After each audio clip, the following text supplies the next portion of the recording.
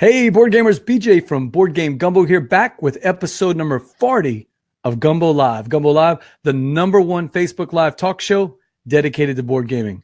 Brian, that's because we're the only Facebook Live talk show dedicated to board gaming, so it's easy to hold on to that mantle. Our special guest tonight, Brian Lewis, the designer of Dinosaur Island. Gumbo Live is a proud member of Punchboard Media. Hey, check out some of the other fine members like the State of Games podcast. Chris, TC, Daryl, they talk about conventions, they talk game news, they talk design tips, everything else board game related each episode. Plus, you can find out what really grinds their gears. Punchboard Media, where we all bring something to the table. Hit us up on social media tonight. Looking for your questions. Twitter at Board Game Gumbo. On Facebook at facebook.com/BoardGameGumbo. And we'll be looking for your questions on the chat. Hey, speaking of chat, let's get straight to our guest, Brian Lewis, designer of Dinosaur Island. Welcome to the show. Thanks for having me. It's good to be here. Man, it's a live show. We're going to have some people asking you questions. But while we're here, I mean, I don't know who doesn't know Dinosaur Island, this tiny, tiny little Kickstarter project that just blew up twice. But give us the elevator pitch about who is Brian Lewis and how you got into gaming. Well, Brian Lewis is a struggling game designer. You can say that after Dinosaur Island, but it's been quite a year for sure. This is my second published game, third, I guess, if you count the expansion. I'm working on some other stuff as well. By day, I work in sales, and at night, I try to design games whenever I can, and I dabble in music.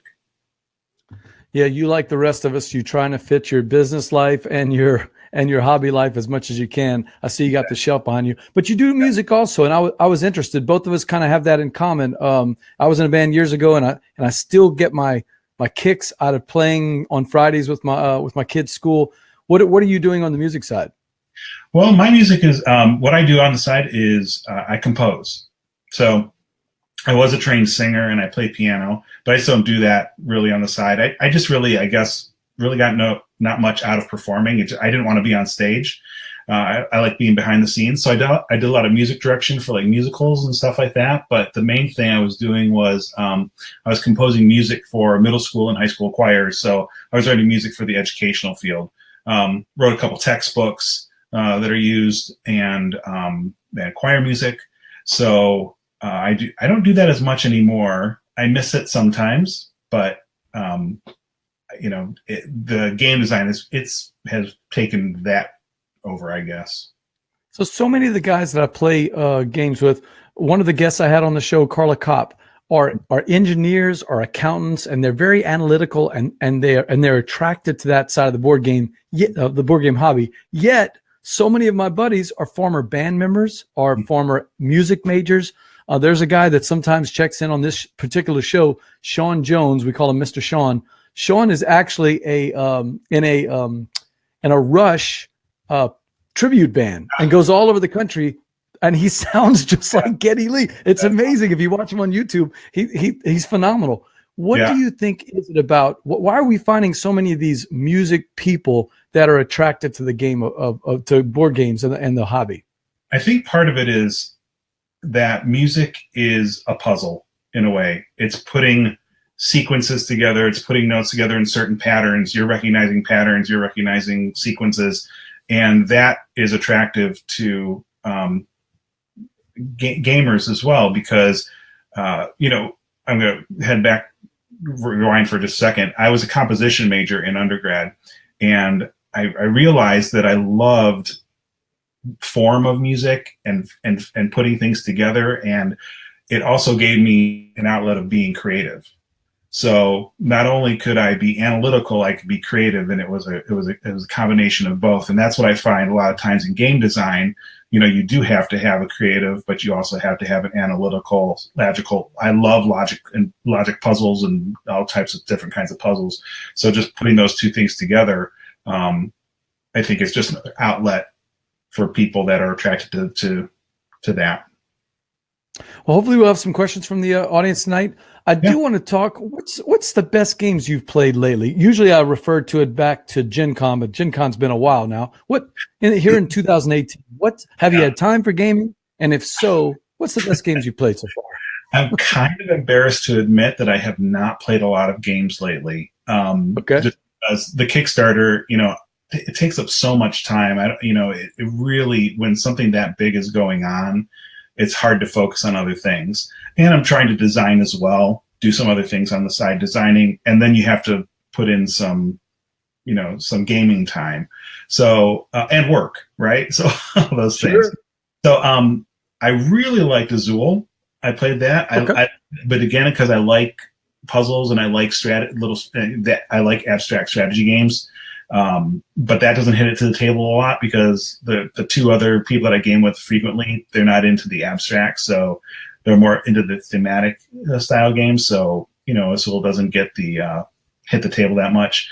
Trying to think of what else. Well, talking about Azul, it is funny. In our game group, we're not big fans of just pure abstracts like that. But for some reason, Azul hits the table almost every week. Azul, Envie Games, a game that just is beautiful and has kind of an interesting theme too. It's not a completely themeless abstract, although the theme is a little thin.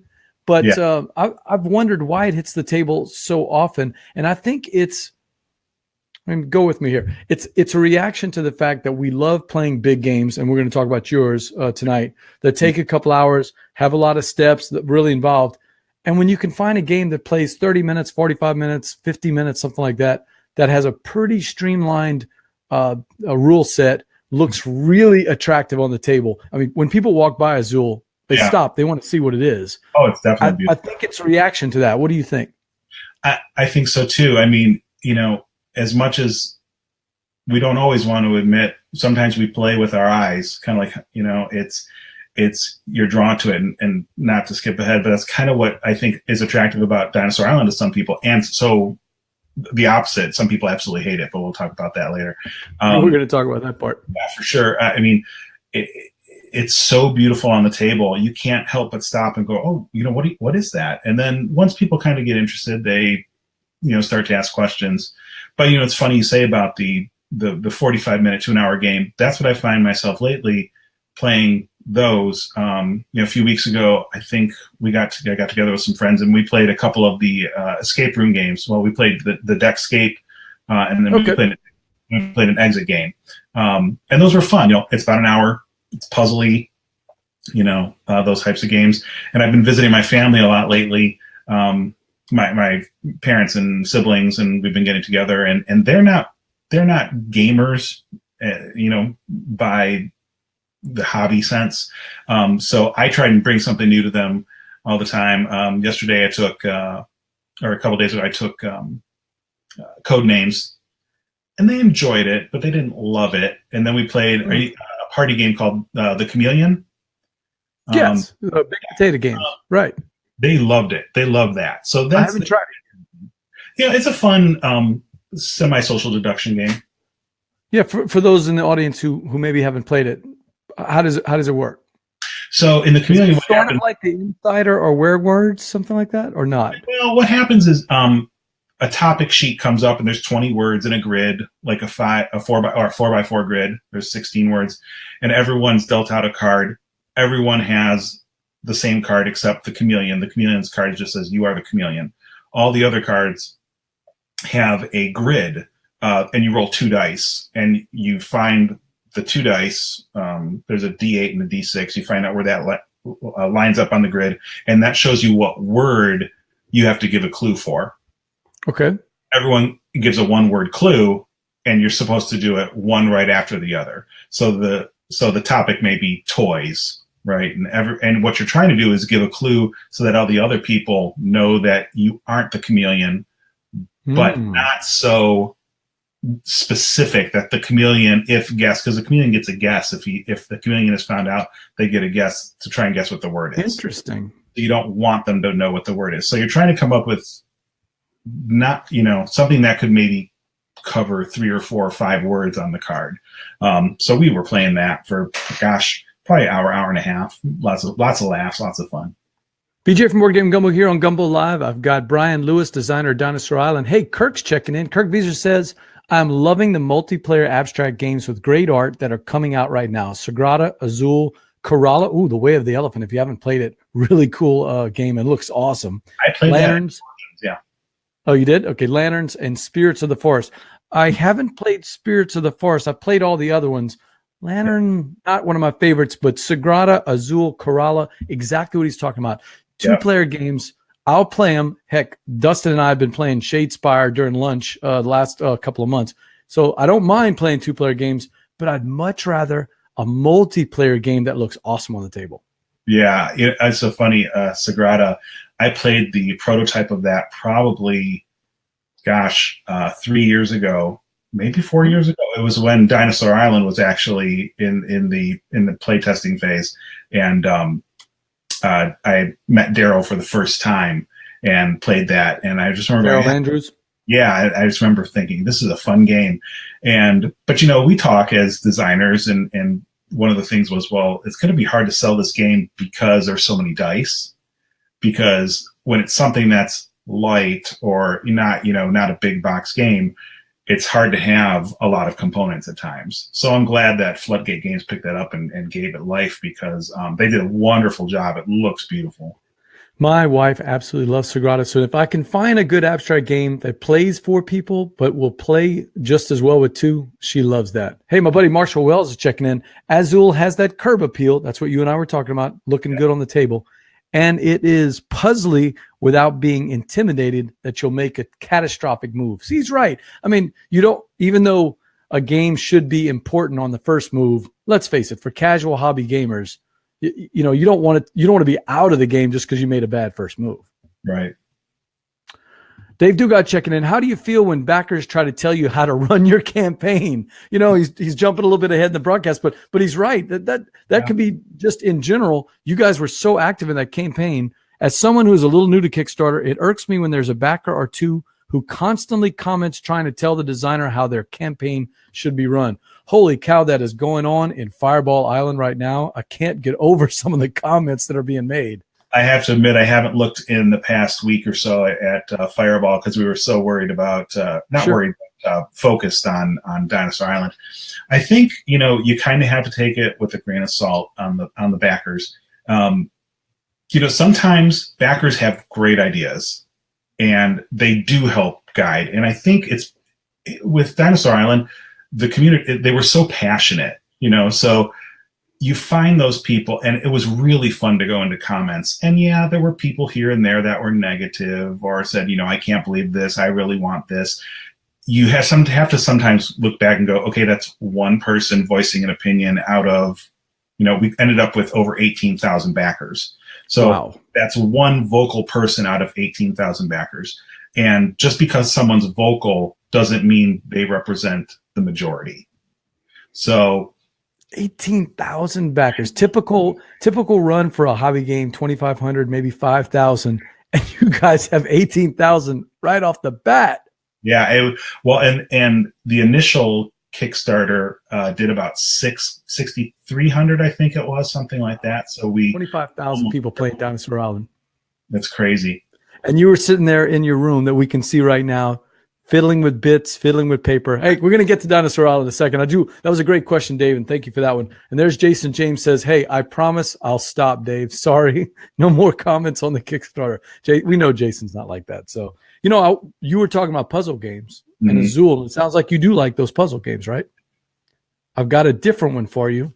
Okay. I got a review copy of Captive. I know you've been busy with Dinosaur Island, but Van Ryder Games is doing this thing they call graphic novel adventures. Remember the old choose your own adventures when you were a kid? Is that on Kickstarter right now, or is it going to be? It just finished, or it's on right now. Might be still time to catch it. There's 5 of them on there. You can get 5 different games. Now this is I got to make sure you understand. This is not the final copy. This is just a paper copy. The final one is going to be in book form. It's going to be really nice. Yeah. I've been playing it tonight. I almost didn't make the broadcast tonight because I was like, one more page. Imagine a choose your own adventure, but in graphic novel form, but you have a D&D character with life points and all this other stuff. And you've got what decisions you make actually affects your character. I'm entranced by this thing. Yeah, I'm going to have to check that out and see if that's on Kickstarter now or coming soon. I remember seeing that. I remember seeing like the 4 or 5 different covers. and thinking, oh, that sounds really cool. I just hadn't had a chance to really look into it yet. You know what, Brian? You keep talking. I'm going to hit Kickstarter right now because I am curious. It's either out. Oh, I cannot remember. Let's see if I can find it. Maybe somebody out there in the audience. You know who's the Kickstarter expert is I don't even see him on there, but Jeremy, the Jambalaya Plays Games. That guy knows every single Kickstarter that's out there. I can't find it right now, but boy, wish we could find out. Maybe somebody from the audience could help us out on that. So yeah, Captive. That's one of 5. There's gonna be a Sherlock Holmes one, and there's gonna be a couple of different other ones. Oh, there's Steve O'Rourke checking in. Steve, if you got a chance, if you buy a computer, check out and see if those graphic novel adventures from Van Ryder Games are still on Kickstarter right now. I'm not sure, but there's 5 of them, and you can buy them. And if you like puzzle games and you like those choose your own adventures as a kid, that is something that you ought to check out. What else have you played? Anything else good? I don't want to say no. I haven't played anything good. It's just I haven't played anything new. I've had something bad. I did some D&D last weekend, like a one-shot campaign that was really fun, where the dungeon master, we were all monks. It was all of us. He picked that we were all monks. Mystery of the Abbey, almost. No, I guess, but it was very clever. It took about 4 or 5 hours, but we all got to choose the order that we belonged to and all that kind of stuff. So I did some D&D, and been doing that, and trying to think. That's really been it in the past like 3 or 4 weeks in terms of gaming for me. One of the reasons that look, there's Steve O'Rourke. Can't click on it. Maybe you can click on it, Brian. I don't think I can click on that one, but let's see if I can copy it. One of the reasons I wanted to bring you on, Brian, when I was following your Kickstarter project and following Fireball Island, I kept thinking to myself how much board games are. There we go. Let's see. It looks like it is over, but you can still do a late pledge, Brian. I will probably have to do that. There it is. Check that out. Nice work, Steve O'Rourke, the name father checking in. Does seem finished, but he says late pledges allowed. And there's Marshall Wells checking in too. He says late pledges are allowed. So, hey, we might have sold a game for you, AJ, over there at Van Ryder Games. Check this out. Brian Lewis checking it out. They did almost 300,000 too. That's awesome. I remember back in the day when breaking 100,000 was big. In board games, and now people pass 100 and they're like, we didn't do too well. I was talking to a designer who had a Kickstarter, not going to name names or what it was, but I think the Kickstarter did almost 150 grand, and they were disappointed. It's like, no, that's good. I had one. I'll just say that I know someone in the industry, and they did about 85,000, and they were which was 5 or 6 times their funding level, and they were still disappointed. It came out at a bad time. Those other projects, and I just kept having to remind them, you not only funded, you're getting the game made, you're getting extra copies, you're bringing it. The backers are going to spread the word out. You're not just printing 500 games. You're printing a couple of thousand games already. Above and beyond what you need. So yeah, we have to take that into perspective, what it was just a couple of years ago. So when I was looking at Dinosaur Island, I was looking at Fireball Island, and I was looking at a bunch of other projects, and I kept thinking to myself, the successful Can't Stop Kickstarter last year. There's just, for the last year, we're always looking for trends, and one of the trends seems to be almost nostalgia in games, not necessarily Fireball Island being an old game. I mean that Fireball Island is really not only a game from people's youth, but it's also Indiana Jones. It's that thing that people of our age, if you're in your 40s or early 50s or late 30s, Indiana Jones was a big thing. Dinosaur Island, if you were a child or a teenager or a young adult in the 90s, you remember the books coming out and the anticipation for the movies when they came out. Michael Crichton was, on every bestseller list there was. Yeah. What do you think is driving this? I mean, am I right? Is there a trend where we as board gamers are looking for that nostalgia from the 80s and 90s? It sure seems like it. What's old is new again. And I think Dinosaur Island was kind of the perfect storm in a way. we hadn't planned it, and we started designing it about 3 or 4 years ago. So it wasn't that we were trying to, ride on anyone's coattails or anything like that. It was just an idea John and I had, and John Gilmore, co-designer with me.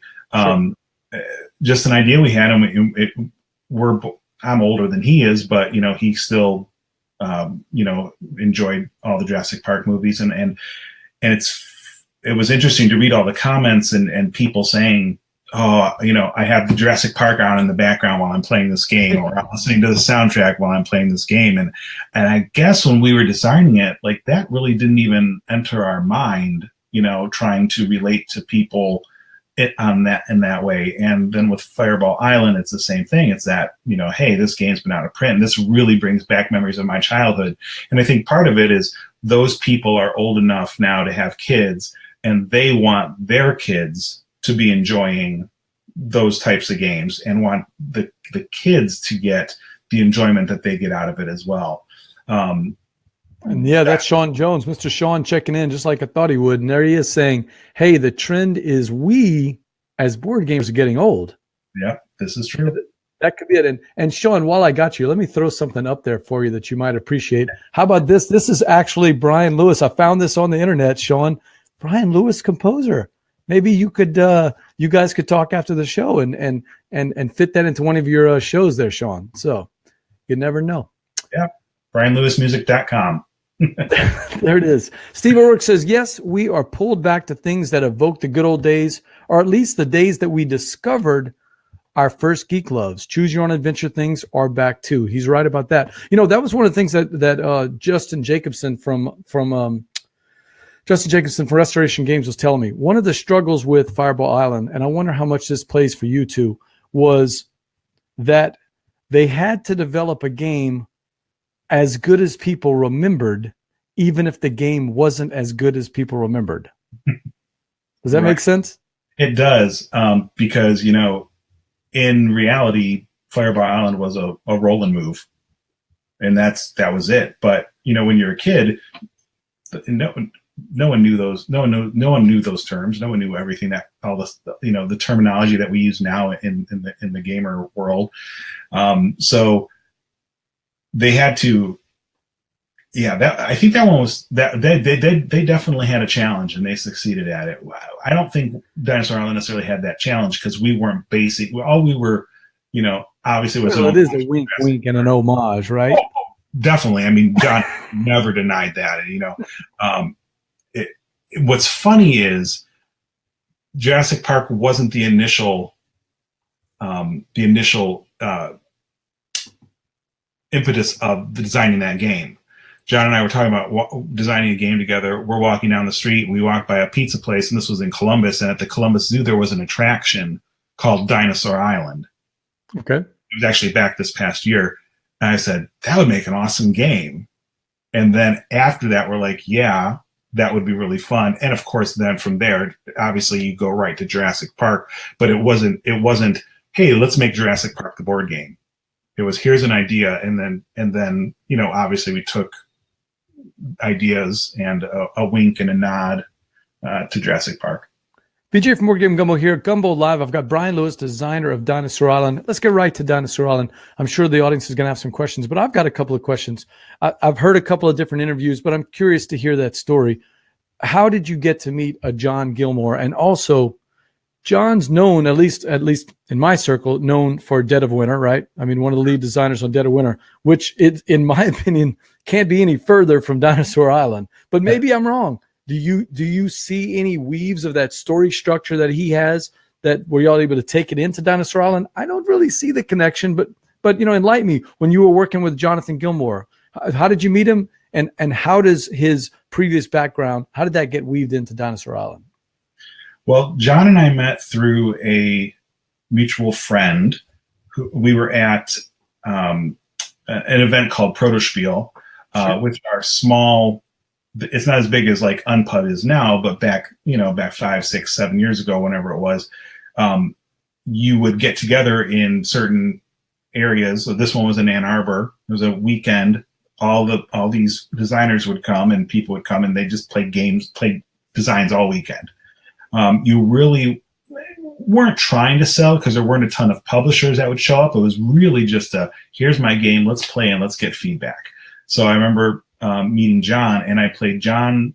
John had a game at that time called Storage Wars, which turned into Vault Wars, which was Vault published Wars, by yeah. That was the first game I played by him. And I think at that time that Dead of Winter was in the process of, being produced. It hadn't been released yet. So it wasn't until, I think that, maybe the following year, if my memory serves correctly, which it doesn't always. I met him at Origins, and he had a copy and was doing some stuff, some play. I don't think it had seen a wide release yet. I think he maybe had a pre-production copy, but that's when we talked about designing a game together. So that's how we met, and we've been friends ever since. So sometimes I hear from designers that'll say, I was listening to an interview with Matt Riddle and Ben Petchbeck that one of them is good at this and has certain strengths. The other one is this and has certain strengths. Mm-hmm. What was the teamwork like between you and John? John's good at shooting down my ideas. It's funny. There is some truth to that, because I will just say whatever comes off the top of my mind, whether it makes, sense or not. You're a brainstormer. Yeah, I am. And that's just always the way I've been. And John is really good at taking it and processing it and saying, honestly, he's like, I don't love it. And when John says I don't love it, I know that means, hey, let's table that. Let's not pursue it any further. John has really, John's really good at thinking on his feet, and I can be, but sometimes I need time to process. I think when we were doing Dinosaur Island, sometimes ideas just pop into my head, and it's like while I'm driving the car, and one of them had to do with the dice, and because we were trying to figure out how to get DNA, and is it going to be a spot that people go to, and blah, blah, blah. And then we came up with these asymmetric dice, and there were but it's all give and take. I can't take credit for any one specific idea. I probably gave an idea and John refined it even more. So John's a good refiner, and he's very good about making sure people have fun when they're playing the game. And I know that sounds silly, but I can be very analytical at times, and sometimes it's just not fun. It's like, oh, this, A, B, C. And so John's good at that. Who's the theme guy between the two of you? Probably John. John? I would say John. We sit and we brainstorm. I mentioned the Dinosaur Island, but sometimes we'll just say, John's like, I have this idea, and I'll say, well, I have this idea, and it's been a while since we've actually physically gotten together, because he lives in Ohio and I live in Michigan, so it's about a 2.5 hour drive, and we'll just sit and we'll brainstorm like 10 ideas, and then we'll say, okay, what are the top 3 of these 10 ideas that we really want to want to pursue, and go from there. Well, we never ask designers what's their favorite game, because it's like choosing a baby. But I will ask designers, what's your favorite part of Dinosaur Island?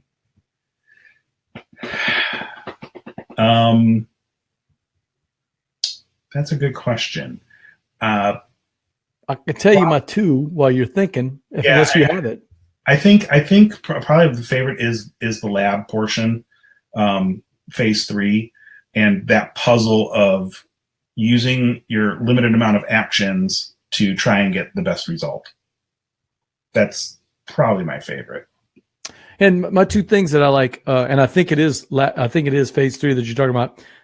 The first 2 phases are intense a little bit, because you're spying something and you don't want to look at it, because then the other players are going to know that that's what you want, and they're going to pick it, right? Like you're spying a dice, and then you're like, I'm not going to look at the dice, because then I know he's going to want to pick that one, or I want this one. No, she's going to grab that. And when you finally get to what I call the relaxing part, where it's just you and your board, and the way we do it, I don't know if I've ever actually read the rules. I was taught the game and I've played it a couple of times, but the way we play, we kind of all do it at the same time, and we check in with each other. we'll say things like, hey, I did this, this, and this. Yeah. Does that square up right? And we all kind of, check back with each other. And the reason is I don't want to have the wrong security level. And then I was able to get to the next one without something. But the relaxing part where you're just kind of fiddling with your board, I love that mechanic, especially after the high stress of the first couple of phases. And the second thing I love is, and I'm curious where y'all came up with it, is I know you should try to pick all the different parts, but I love all the people. And I love all the special powers they give. And I'm always looking for the ones that are going to give me an extra meeple or, extra things, extra powers. Whose idea was that? Or how did that come about?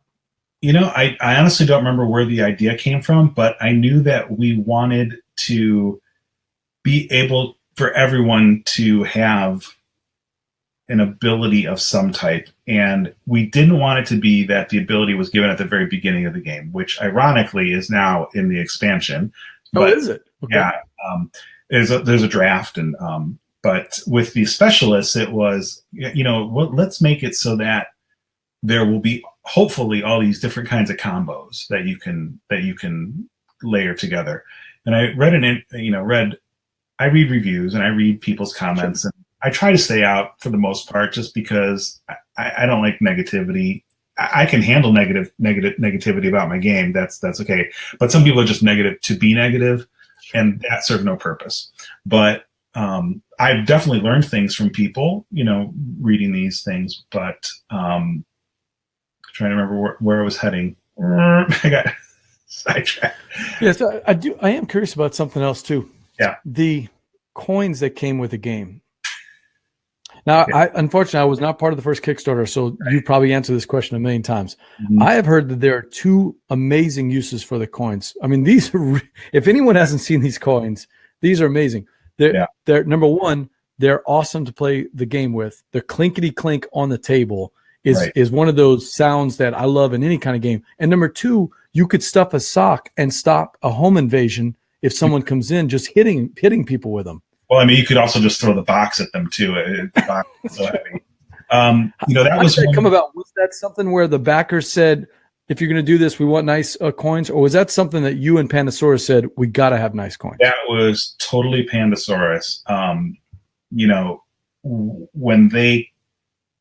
When I didn't actually feel or touch the coins until I got my copy. Ooh. And you were as surprised as everyone else. Yeah, well, we're on Skype and they're like, hey, they're showing us the thickness of the coins. I'm like, oh, those look really cool, but you actually don't get the feel of it until you hold it. And I was like, these have to be the heaviest coins in any game that has been sold. I just can't think of any other game that has that thick. And what's so funny is that, again, some people complained. It's like you can't make everyone happy. Who would complain about amazing coins? Oh, they're just too overproduced and over the top, and they just ruin it. That's some of the comments, and I'm like, okay, then sell them to someone and use the cardboard. That's simple. You could always use the cardboard coins if you really wanted to. Exactly. But I had them out the other day, and I was like, these are. I'm proud of those coins. How involved were you? I know you were involved with the design. How involved were you in the production of the game? I would say somewhat. Pandasaurus, when they signed the game, they really didn't give us much information. But then, as they started to come up with their vision of it, they came out to John and I and said, "This is our vision for the game. We want it to look like it's 90s, found in your grandparents' attic, and it's just ridiculously bright colors." And they had Peter Woken had worked on the logo, and we saw it and we're like, that's awesome. At least we thought so. And we're like, yes, let's go this direction, because there are so many dark, grim games out there. And I know it turned a lot of people off in the initial Kickstarter, because, people would say, oh, it hurts my eyes. It's so bright. It's not 90s. It's, every possible thing. But, one thing when we were playtesting and we had our prototype out, people always stopped and looked at the game. Always. Not one person would walk by and go and just keep walking as they're looking. They would stop, look at it, either like it or not, and then keep going. And that's exactly. Let me just warn the viewers, because you need to put your sunglasses on. I'm about to put the solo screen of just the colors that Quanchai has on this game. Right. And that's what we're looking at right now. Yeah. And you said there's just a pop when people saw that, right? Mm-hmm. Yep, definitely. Marshall says the only problem with the game, and it's a slight one, is getting the box closed. There's just so much in there. How can y'all just give all that free stuff in there, Brian? How did that work? Well, the funny thing is, the insert that's in the box was designed by the printer, and it was really meant to just hold everything in place as it shipped. Is it true that you are recommending people to just recycle or throw away that insert? Yes, I did. And I'm the designer. You're a man after my own heart. There's a bunch of inserts I've just jumped. Yeah. And when it's out, now granted, you may have to take out the coins, the cardboard coins or the pogs or whatever. But I really was able to fit everything back in after taking the insert out. It's tight for sure, and it closes just on top.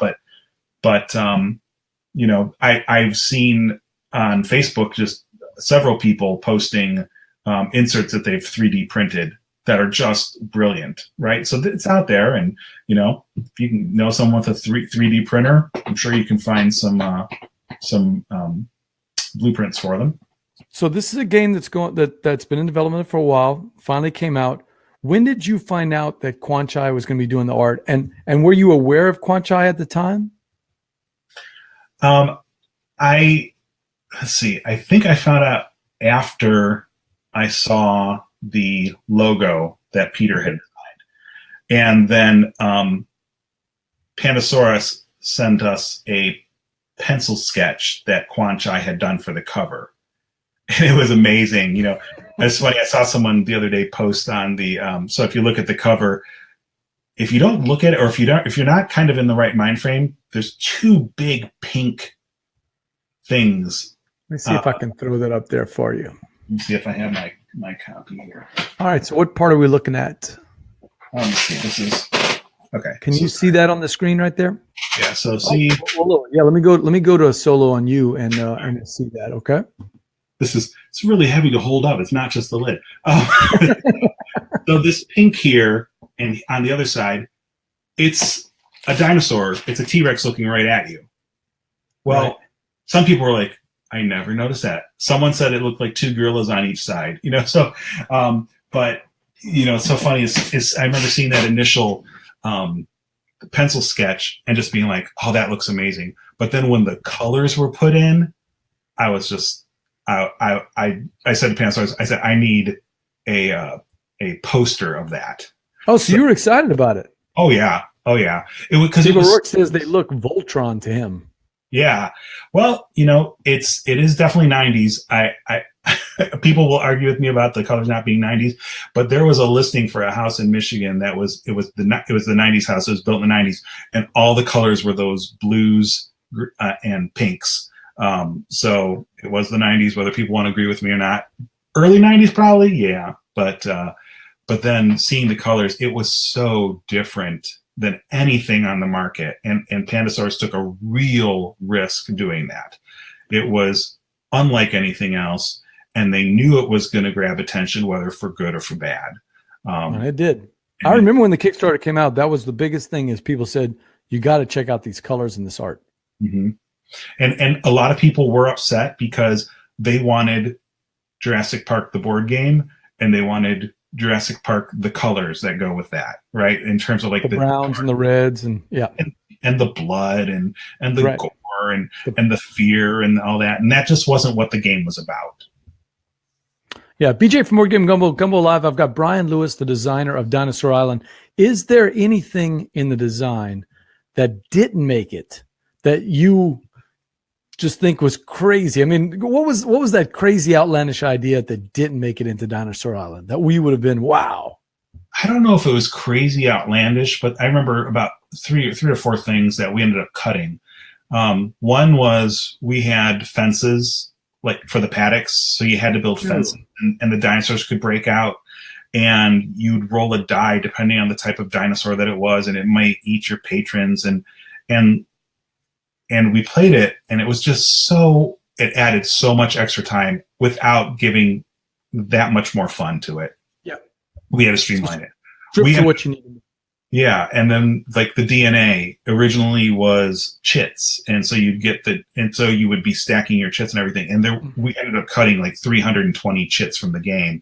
Ooh. And we came up with the board with the sliders. The sliders, yeah, the beakers or the test tubes, whatever you want to call them. Mm-hmm. And that to me is much more satisfying. It feels, whether you agree or not, for me it felt like I'm actually moving DNA around. Like, oh, this is fun because I get to move this. And again, it's a puzzle. And then what else? There were there was something else I was going to. Oh, we originally had the game out of the bag, which again, love-hate relationship with the hooligans.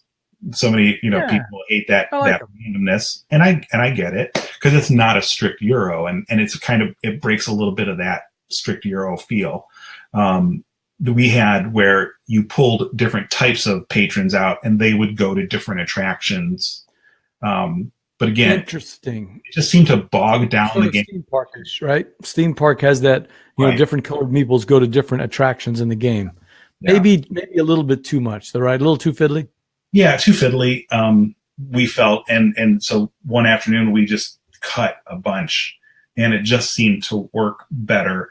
And I think that's part of it is, as designers, we have to learn to edit. It's very easy to add and get the creep and the bloat going on. And, well, let's just add this one thing. And that turns into, well, this one thing may trigger 7 other things going on, that you have to deal with. And then you have to deal with those. And so it's like a spider web or a branching off of, one thing may go all these different directions. BJ from Board Game Gumbo Live. I've got Brian Lewis, designer of Dinosaur Island. Brian, got a question for you. How good are you at Dinosaur Island? I have lost more than I have won. Okay, well, that doesn't tell us a lot, though. You've won a lot. Yeah, I would probably say, honestly, maybe about 30% win rate. All right. Well, here's a guy who hasn't won yet. So what tips do you give all of those audience members out there? Is there anything that you can give that you would say, hey, look, it's not broken. This is not something, but you should pay attention to X? I'm wondering, I want to try a strategy where I don't really care as much about my threat level as everyone else and lose a couple of guys in an effort to have more money, because money is so tight in this game. It is. I think part of it is one of the things you have to look at is you really have to pay close attention to the objectives, because it depends on the length of the game, short, medium, or long. A short game, you definitely have to pay attention to the objectives because that's going to guide the game. The medium, you have a little bit more breathing room, and the long, you have the longest amount of breathing room in order to, because that claiming that objective may not be as important as you building, say, 2 extra dinosaurs or whatever it is. I think it's important just to know when to hold them and know when to fold them. Sometimes people will be so stubborn about going after an objective. You have to look at this. Okay, am I going to make it? If not, I need to focus on something else. I think it's important to, focus on where your DNA is coming from, because so many people go, oh, well, I didn't have first pick in that. Well, there are other ways to get DNA, whether it's a specialist that maybe grants you a DNA or allows you to mix DNA around, or it's a lab tile that allows you to, or the other thing is, and some people don't like this part, but you can definitely not pay attention to your security and get people eaten and go first in turn order. And again, that's probably been the biggest complaint, is about the turn order mechanism. John and I have tested it, hundreds of times. We like it. If you don't, that's okay. We say, John and I say, we want you to have fun playing the game. So if you want to house rule it, you can. But in the expansion, there are 2 or 3 variations on turn order that you can implement if you want. But you're telling the audience you guys have tried it in play testing, and this has always been the way that's worked best. Is that it felt best to us and to how it played, and coming up with the decision of, do I let some people get eaten, lose some points so that I can go first? And I have had some people say that that's a winning strategy. I've also had people say herbivores are a winning strategy, and large carnivores are a winning strategy. It depends on how people play. It depends on what objectives are out. It depends what tiles come out. It depends what specialists come out. So there is no, in my opinion, a definite winning strategy. Kudos to you on that. That's one of the things that attracted me to this game is it seems like every winner that I've played with has used a different strategy. And of course, it also matters. I've never played a long game. We played the small, the short, and the medium length games, and those do change a little bit on the strategies. So, and it also depends on what comes out. I mean, we had a plot twist where the first 2 rounds there were no hooligans at all. Well, you talk about change the way you play the game. Mm-hmm. So a lot of replayability built in. Kudos to you guys for that. BJ from Board Game Gumbo here on Gumbo Live. I've got Brian Lewis, the designer of Dinosaur Island. Got a question for you. Yeah. Future projects. What can people expect? I saw you guys had a Kickstarter. Is it something you want to talk about tonight, or? Well, I can mention it real quick. Okay. So I designed a game about 4 or 5 years ago, and didn't have a title at the time, but it is now. It does. It's called Stab a Panda. You don't actually Interesting have to title. Panda, and don't. And I'm an animal lover, so don't come after me. The whole idea of the game is you have a game that humans are eaten and pandas are stabbed. Possibly. Yeah, I mean, you don't have to. But the whole, it's a party game, and it's something completely different. Jeremiah Lee was the co-designer. He did Zombie in My Pocket, and we were friends, and that's how I met John. And we were sitting around talking one day, and we were talking about the Kinsey scale, which is basically a scale of 1 to 5. I'm not going to get into it. It's an adult thing, but so we came up with this. Wouldn't it be fun if you had a game where you had to rank things in a scale of 1 to 5? And we came up with this. The kind of the would you rather, but we gamified it, if you will. And so what happens is everyone gets some cards, and they'll pass a card to the main player. They have to read 4 of the cards, and they rank them in a scale of 1 to 4, being 1, yes, I would do that, and 4, there's no way I would do that. While they're doing that, everyone else is trying to guess how they are ranking it. So it really is more of a social. The way we play it and the way I've always played has been more of a social, because it brings about conversations like, oh my gosh, sure. I can't believe you'd, I'm going to make these up. I can't believe you'd eat a cockroach before eating some rancid mayonnaise, kind of thing. Mm-hmm. So there's all these things and so that launched on Kickstarter recently. Didn't get the traction. The publisher didn't get the traction that he hoped, so he canceled it. He's going to do a little bit more grassroots level. So we're hoping to bring that back soon. I think it does have the potential to be successful. So still fun game. And then John and I are working on a co-op that we hope will make Kickstarter this year. I really can't say much about it because I know the publisher kind of mentioned it on a podcast once, but nothing's been finalized yet. So I don't want to say much, but it's a co-op. And then John and I have also signed another game with Pandasaurus that hopefully next year will be making the rounds, and very excited about that. Unfortunately, it's one of those, I can't say much about it, but it has the potential to be really big because of the license behind it. License might not be the word, because of the theme behind it or because of the idea behind it. So don't tempt these guys. They're going to start asking you. They're going to start throwing out different IPs. I'm very good at keeping a secret. I'll say the world behind it. How's that? Okay. I have a game coming out in June from WizKids called. Oh, what is that? It's called Fungin Party, and it is Fungin Party. Yep, play on dungeon. You'll see it's a D is crossed out and put an F. It's a really just silly game. It's 2 to 5 players, I think, but basically Cooperative or competitive? cooperative. Okay. But it's a dexterity game. So it's a cooperative dexterity game. So what's going to happen is everyone's going to get their own class, bard, paladin, whatever, and everyone has their own ability. And everyone's going to get a set of dice, and you are going to build a dungeon. And the dungeon, each card is 30 seconds. So you can play with a minimum of 6 cards. So you can play the game in 3 minutes, or you can go all the way up to 15 minutes. And you flip a card, you read, and you have to do what's on the card. So it could be something as bouncing. You take the lid of the box, flip it over in the center of the table, and each person has to bounce a die into the center of the box. Or each person has to balance a die on their nose, and all the players have to have it balanced on their nose before you can go on to the next. And you're trying to complete these dungeons.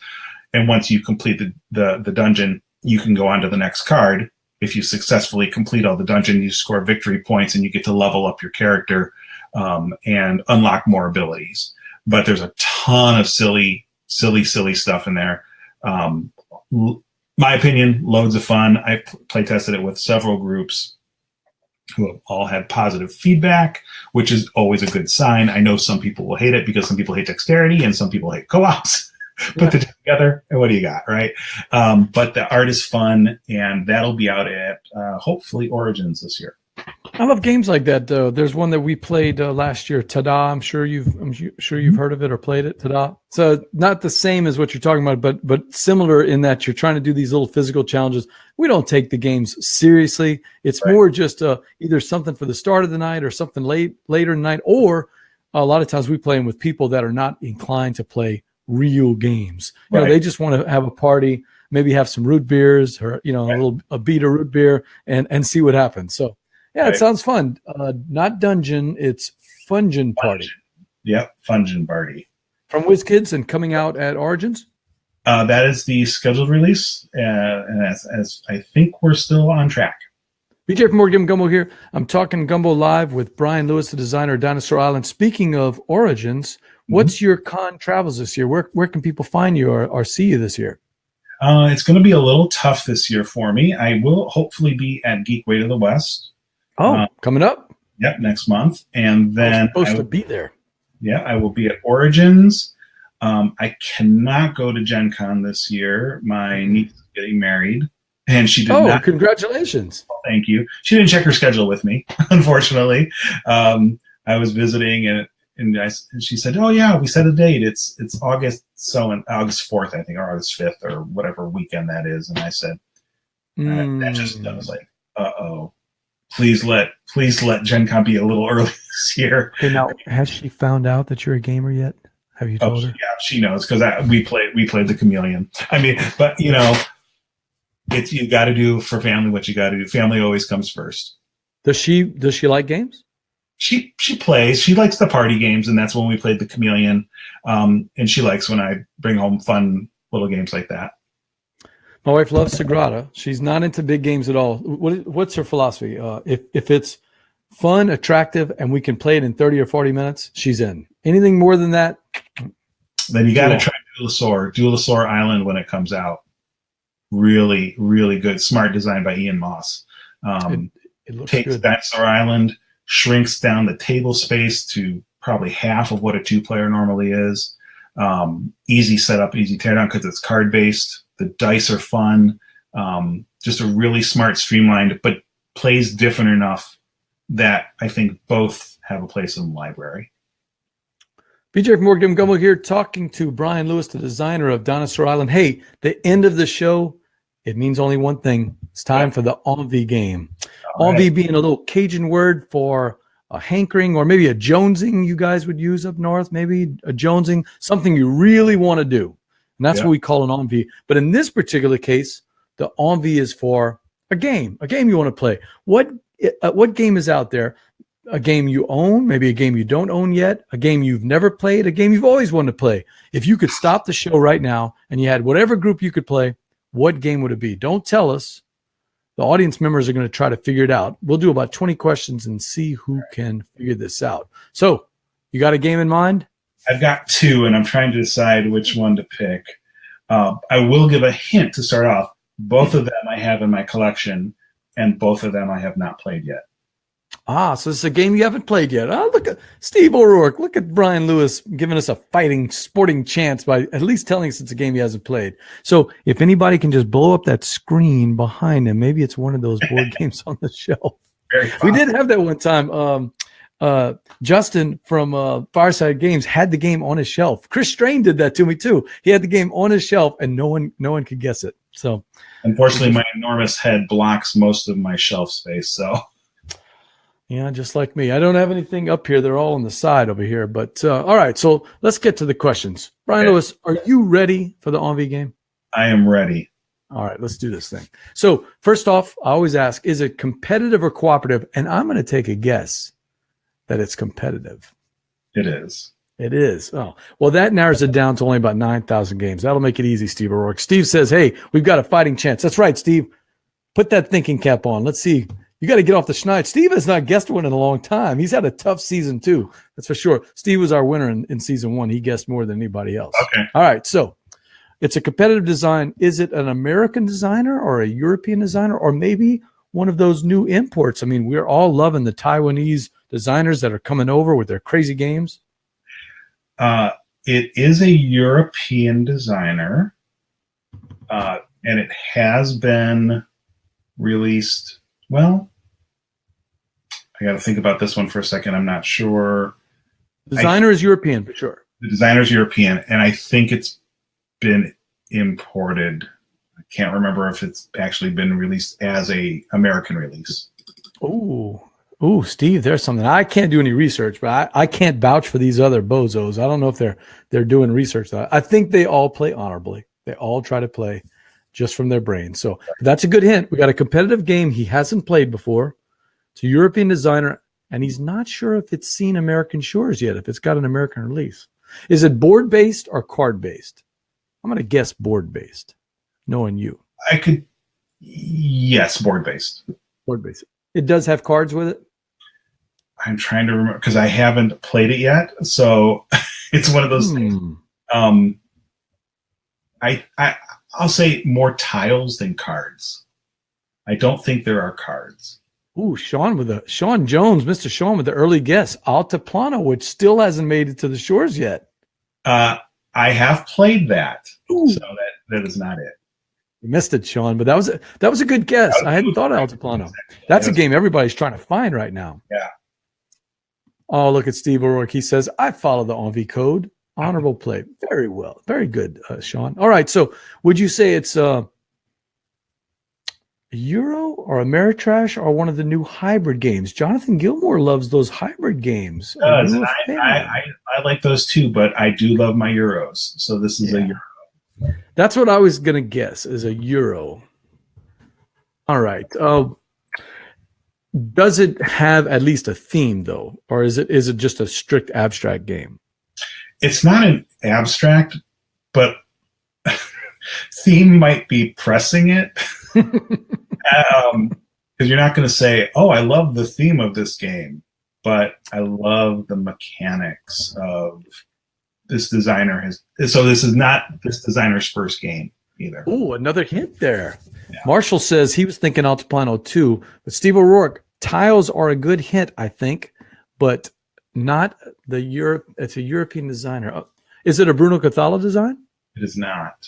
Okay. I'm taking a peek real quick because I want to make sure I'm not misleading. I'm taking a peek at.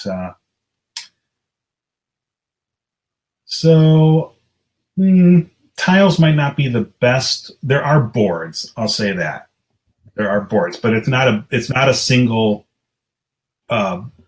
board for everyone. Is the designer a German designer? You know what? I honestly don't know. This is really sad. I should know that, but I don't. Okay. I feel bad about that. Okay, so that's not one of the big boys because you would know if Juve or Stefan or one of those guys. Oh yeah, I would know them for sure. You would know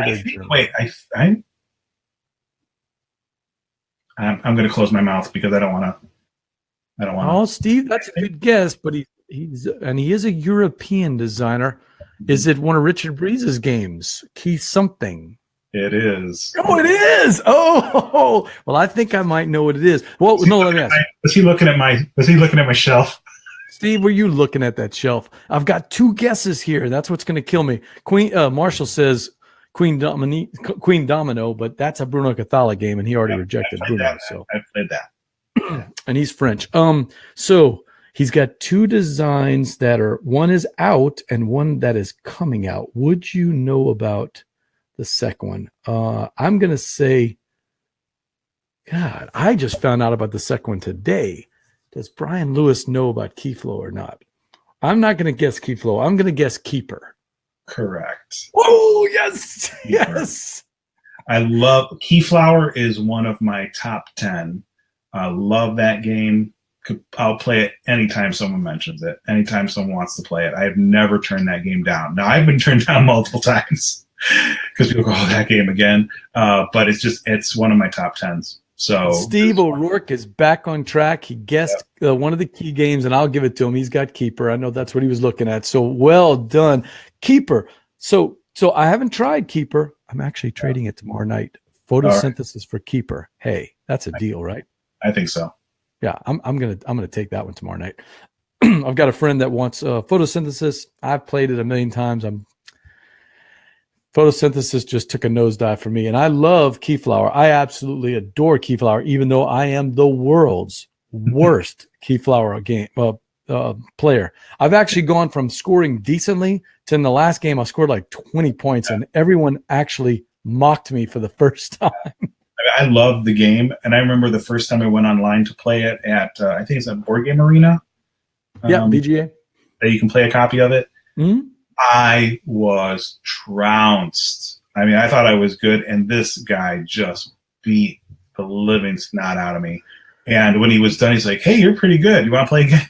I was like, "You beat me by like 60 points." You know. Oh, I love Keyflower, but boy, if you get behind in Keyflower and you don't have enough meeples to do your actions in that 4th round, I think it's 4 rounds, 4 rounds. The winner. Yeah. If you get to winner and you don't have enough actions, enough meeples, or enough things on your board, boy, you can really be in trouble. But I love it. I love that game. I think the world of it. Keeper, though, you haven't played it yet? No. It's one of those. I take it to games and it never gets played. So here's 2 problems I got with Keeper. It looks awesome, but it looks a little longer than Keyflower, which makes it tough to get to the table. And number 2, everyone I've talked to has said the rule book, pas bon, no bueno. Yeah, I felt the same way about Keyflower when I read the rule book. I didn't find the rule book very good, in my opinion. And that's the other thing that's kind of kept me from playing the game. I kind of keep hoping that I'll find someone that has played it and will show me how to play it, because I learn by doing most often. I have a real hard time sometimes with rules. I'm a visual person. Well, I'll tell you what, if you like Keyflower and you're interested in Keeper and Keys to London, or forget all the different Keep games, Richard Breeze has been showing off at the Gathering of Friends, and if you Google it, you can find some information. He's showing off a game he's calling Keyflow. Okay. And it appears to be a streamlined, shorter, shorter, but a 45-minute version of all the concepts that we like in Keyflower and Keeper and all these other games. All right. That excites me, because if you can get a game that has a lot of depth, but can be played in less than an hour or an hour and 10 minutes or so, that's right up my alley. I absolutely adore those kind of games. I play longer games. Dinosaur Island is a longer game, but I love 45-minute hour games. I forgot what Chris Kirkman calls them, but something like hour of power games, or something like that. It had something to do with hour, and I just love those 1 hour wonders. That's what he calls them. Okay. And I just love those 1 hour wonder games, like an Azul or a Sagrada, but anything that's got a lot of meat to it. So if you and I could get a Keeper or a Keyflower experience, but in about an hour with a game like Keyflow, man, sign me up. Yeah, agreed. Yes, Mina, that's where I first heard about it. Mina's Fresh Cardboard had posted some images about Keeper and then about Keyflow, and then Mandy from the Dice Tower talked about it on the show today. So if you get a chance, check that out. Will do. Check that out. All right, board gamers, that is it for another episode of Gumbo Live. Congratulations to my buddy, the name father, Steve O'Rourke from the Dukes of Dice, for guessing Keeper. That was a good guess. You led us right down the path there, and some great hints too from Brian Lewis. My guest was Brian Lewis from Designer Island. I want to thank him for coming on. Here in the Gumbo, we love Dinosaur Island. You see on Twitter, I post all the time. Those are actual screenshots from us playing it just about every week. Yeah, I love it. And keep on playing. So how can they reach you? You can Twitter at Brian Lewis Games and email Brian at Brian Lewis Games.